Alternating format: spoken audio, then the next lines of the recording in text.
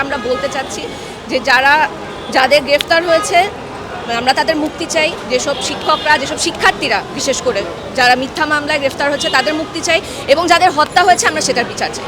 আমরা এখানে এসেছি, আমরা চাই যে কে এসছে এখানে, কারা এসছে এসব নিয়ে ফোকাস না করে ফোকাসটা চাই আমাদের মেইন ইস্যুটা নিয়ে, যে যারা গ্রেফতার হয়েছে আমরা তাদের মুক্তি চাই, মিথ্যা মামলা যারা গ্রেফতার হয়েছে এবং যাদের হত্যা হয়েছে সেসব হত্যার বিচার চাই।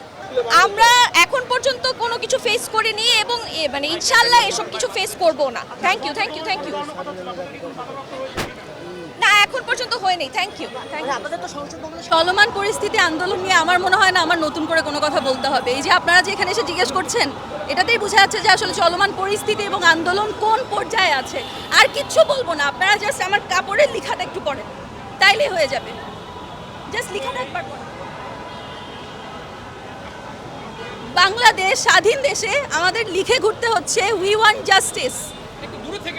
নিপুণ ভাই তার ফেসবুকে স্ট্যাটাস দিচ্ছেন, প্রোফাইল পিকচার দিচ্ছেন, justice denied, justice delayed is justice denied. এই ধরনের কথাবার্তা আমাদের এখন এই সময় এসে বলা লাগছে। তাহলে আপনারা বুঝুন দেশের অবস্থা কোথায় গেছে। এই যে ছাত্রছাত্রী, আমি নিজে চট্টগ্রাম বিশ্ববিদ্যালয়ের স্টুডেন্ট, ছাত্রছাত্রীদের যে পরিমাণ হচ্ছে ধরপাকড় করা হচ্ছে, আমাদের শিক্ষকরা যারা আসলে মাঠে নেমে তাও অনেক পরে এসে আনফর্চুনেটলি কথা বলেছেন, তাদেরকেও আসলে অনেক ধরনের হামলার মুখোমুখি হতে হয়েছে। এবং জার্নালিস্ট হিসেবে আপনাদেরকে আসলে আমি ধন্যবাদ জানাই, কিন্তু আপনাদেরকে আমি বলবো যে আপনারা আরও অনেক বেশি করে না জিনিসগুলো নিয়ে আরও অনেক বেশি করে প্রচার করেন, আরও অনেক বেশি করে জানান দেন, এবং অবশ্যই সোশ্যাল মিডিয়াতে আপনারা পোস্ট করার সময় হ্যাশট্যাগুলো ব্যবহার করবেন। এটা খুব বেশি দরকার, যাতে আন্তর্জাতিক মিডিয়া আছে, আন্তর্জাতিক যারা যোগাযোগের মানুষজন আছে, তারা যাতে আরও বেশি করে জিনিসটা দেখতে পায়। কারণ এটা কথা বলার এখনই আসলে প্রপার সময়। আমরা একটা গণতান্ত্রিক দেশ, গণতন্ত্র আমাদের অধিকার, for the people, by the people, of the people. পিপলের এখানে কোনো পাওয়ার নাই। পিপল ওই আম জনতা বলি না, আমরা আমের মতোই হয়ে গেছি আসলে। তো আমরা আমাদের অধিকার সম্পর্কে জানতে চাই, আমরা আমাদের অধিকার সম্পর্কে আরও সচেতন হতে চাই, এবং সচেতন আমরা হচ্ছি দেখে আমরা কথা বলছি।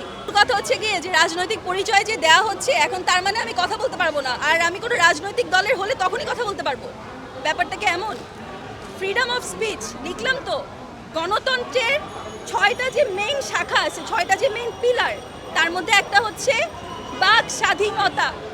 আমি কথা বলবো, হক কথা বলবো, ন্যায়ের জন্য কথা বলবো।